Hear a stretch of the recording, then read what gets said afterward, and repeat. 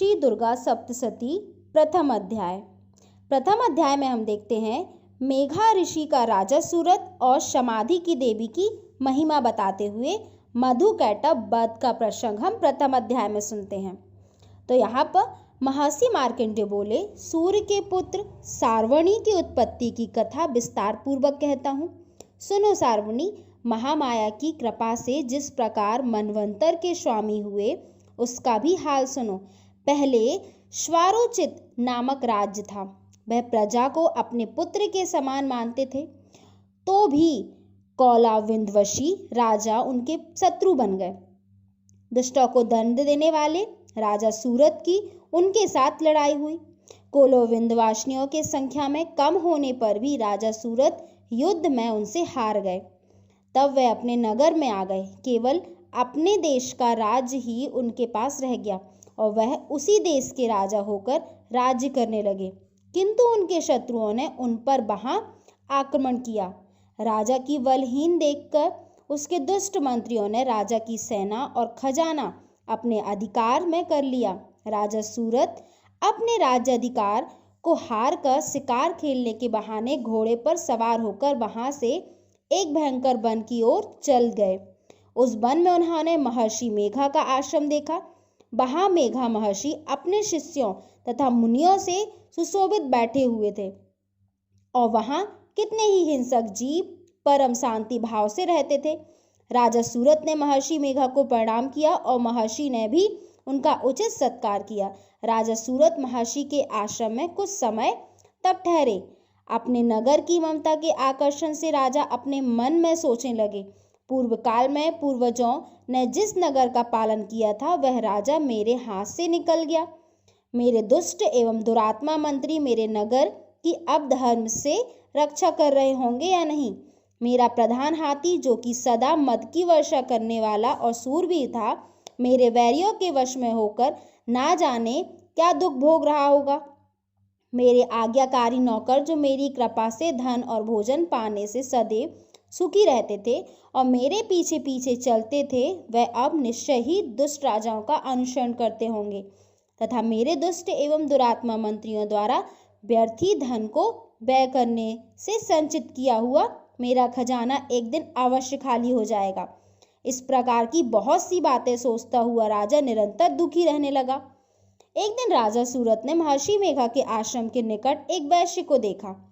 राजा ने उससे पूछा, भाई तुम कौन हो?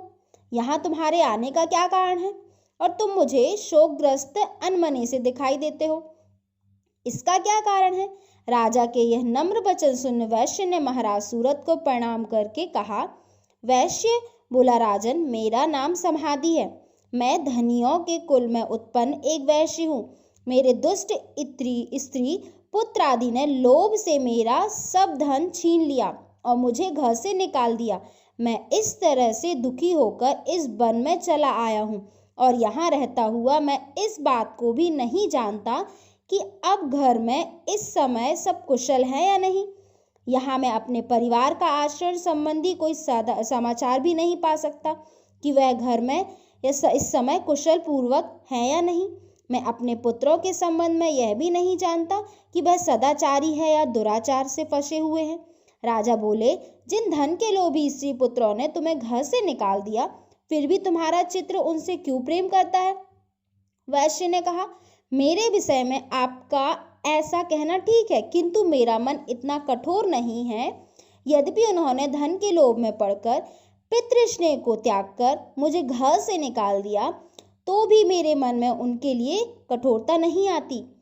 हे महामते, मेरा मन फिर भी उनमें क्यों फंस रहा है? इस बात को जानता हुआ भी मैं नहीं जान रहा कि मेरा चित्त उनके लिए दुखी है। मैं उनके लिए लंबी लंबी सांसें ले रहा हूँ। उन लोगों से प्रेम नाम को नहीं है, फिर भी ऐसे निस्नेहियों के लिए मेरा हृदय कठोर नहीं होता। महर्षि मार्कंडेय जी ने कहा, हे ब्राह्मण, इसके पश्चात महाराज सूरत और वह वैश्य दोनों महर्षि मेघा के समीप गए और उनके साथ यथा योग्य न्याय संभाषण करके दोनों ने वार्ता आरंभ की। राजा बोले, हे भगवान, मैं आपसे एक बात पूछना चाहता हूँ, सो आप कृपा करके मुझे बताइए। मेरा मन अधीर नहीं है, इससे मैं बहुत दुखी हूँ। राज धनादि की चिंता अभी तक मुझे बनी हुई है और मेरी यह ममता अज्ञानी की तरह बढ़ती भी ही जा रही है। और यह समाधि नामक वैश्य भी अपने घर से अपमानित होकर आया है। इसके स्वजनों ने भी इसे त्याग दिया, स्वजनों से त्यागा हुआ, और यह सबसे हार्दिक प्रेम रखता है। इस तरह हम दोनों ही दुखी हैं। हे महाभाग, उन दोनों के अवगुणों को देखकर भी हम दोनों के मन में उनके लिए ममता जनित आकर्षण उत्पन्न हो रहा है। हमारे ज्ञान रहते हुए भी ऐसा क्यों है? अज्ञानी मनुष्यों की तरह हम दोनों में यह मूर्खता क्यों है? महर्षि मेघा ने कहा, विषय मार्ग का ज्ञान सब जंतुओं को है। सबों के लिए विषय पृथक पृथक होते हैं। कुछ प्राणी दिन में नहीं देखते तो कुछ रात को, परंतु कई जीव ऐसे हैं जो दिन तथा रात दोनों में देख सकते हैं। यह सत्य है कि मनुष्यों में ज्ञान प्रधान है, किंतु केवल मनुष्य ही ज्ञानी नहीं होता, पशु पक्षी आदि भी ज्ञान रखते हैं। जैसे यह पशु पक्षी ज्ञानी है, वैसे ही मनुष्यों का ज्ञान है, और जो ज्ञान मनुष्यों में वैसे ही पशु पक्षियों में है, तथा अन्य बातें भी दोनों में एक जैसी पाई जाती हैं। ज्ञान होने पर भी इन पक्षियों की ओर देखो कि अपने भूख से पीड़ित बच्चों की चोंच में कितने प्रेम से अन्न के दाने डालते हैं।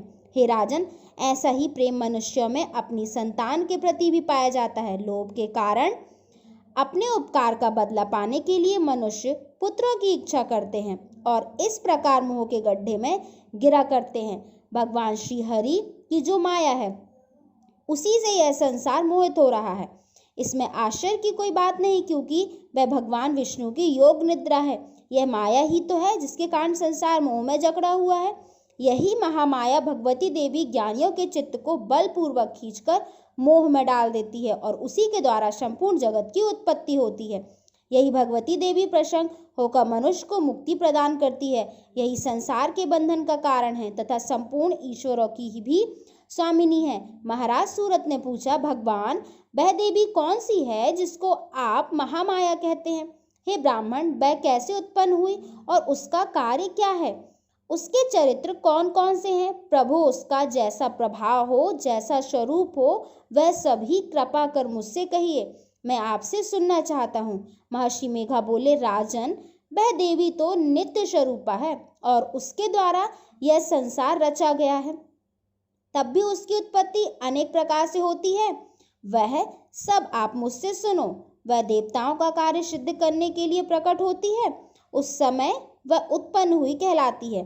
संसार को जलमय करके जब भगवान विष्णु योग निद्रा का आश्रय लेकर शेष शैया पर सो रहे थे, तब मधुकैटभ नाम के दो असुर उनके कानों के मैल से प्रकट हुए और वह श्री ब्रह्मा जी को मारने के लिए तैयार हो गए।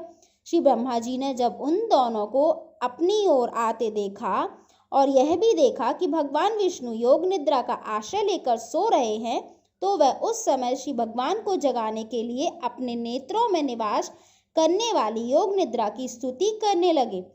श्री ब्रह्मा जी ने कहा, देवी, तुम ही स्वाहा, तुम ही स्वधा और तुम ही वशटकार हो। स्वर भी तुम्हारा ही स्वरूप है, तुम ही जीवन देने वाली सुधा हो। नित्य अक्षर प्रणव से अकार, उकार, मकार, इन तीनों में माताओं के रूप में तुम ही स्थित हो। इनके अतिरिक्त जो विंद पद अर्ध मात्रा है, जिनका ही विशेष रूप से उच्चारण नहीं किया जाता, हे देवी, वह भी तुम ही हो। हे देवी, संध्या, सावित्री तथा परम जननी तुम ही हो। तुम इस विश्व को धारण करने वाली हो। तुमने ही इस जगत की रचना की है और तुम ही इस जगत का पालन करने वाली हो। तुम ही कल्प के अंत में सबको भक्षण करने वाली हो। हे देवी, जगत की उत्पत्ति के समय तुम सृष्टि रूपा हो, पालन काल में स्थित रूपा हो और कल्प के अंत में संहार रूप धारण कर लेती हो। तुम ही महाविद्या, महामाया, महामेघा, महारात्रि और मोहरात्रि हो। श्री ईश्वरी और बोध स्वरूपा बुद्धि भी तुम ही हो। लज्जा, पुष्टि, दृष्टि, शांति और क्षमा भी तुम ही हो। तुम खड़ग धारणी, शूल धारणी, घोर रूपा तथा गदा, चक्र, शंख और धनुष को धारण करने वाली हो। बाण, भुसुंडी और परिध, यह भी तुम्हारे ही अस्त्र हैं। तुम सौम्य और सौम्यतर हो। यही नहीं, बल्कि जितनी भी सौम्य तथा सुंदर वस्तुएं इस संसार में हैं, उन सबसे बढ़कर सुंदर तुम हो। पर और अपर सबसे अपर रहने वाली सुंदर तुम ही हो। हे सर्वरूप देवी, जो भी शह आशय सशत पदार्थ है और उनमें जो शक्ति है वह तुम ही हो। ऐसी अवस्था में भला तुम्हारी स्तुति कौन कर सकता है? इस संसार की सृष्टि, पालन और संहार करने वाले जो भगवान हैं, उनको भी जब तुमने निद्रा के वशीभूत कर दिया है तो फिर तुम्हारी स्तुति कौन कर सकता है? मुझे भगवान विष्णु तथा भगवान शंकर को शरीर धारण कराने वाली तुम ही हो। तुम्हारी स्तुति करने की शक्ति किसमें है? हे देवी, तुम तो अपने इस उदार प्रभाव के कारण ही प्रशंसनीय हो। मधु और कैटभ जो भयंकर असुर हैं, इन्हें मोह में डाल दो और श्री हरि भगवान विष्णु को भी जल्दी जगा दो और उनमें इनको मार डालने की बुद्धि भी उत्पन्न कर दो। महर्षि मेघा बोले, हे राजन, जब श्री ब्रह्मा जी ने देवी से इस प्रकार स्तुति करके भगवान को जगाने तथा मधु और कैटभ को मारने के लिए कहा, तो वह भगवान श्री विष्णु के नेत्र, मुख, नासिका, बाह, हृदय और वक्ष स्थल में निकल ब्रह्मा जी के सामने खड़ी हो गई।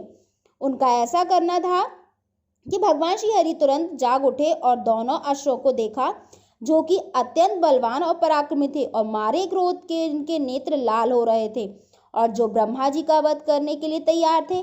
वह क्रुद्ध हो उन दोनों दुरात्मा अश्वों के साथ भगवान श्री हरि पूरे 5000 वर्ष तक लड़ते रहे।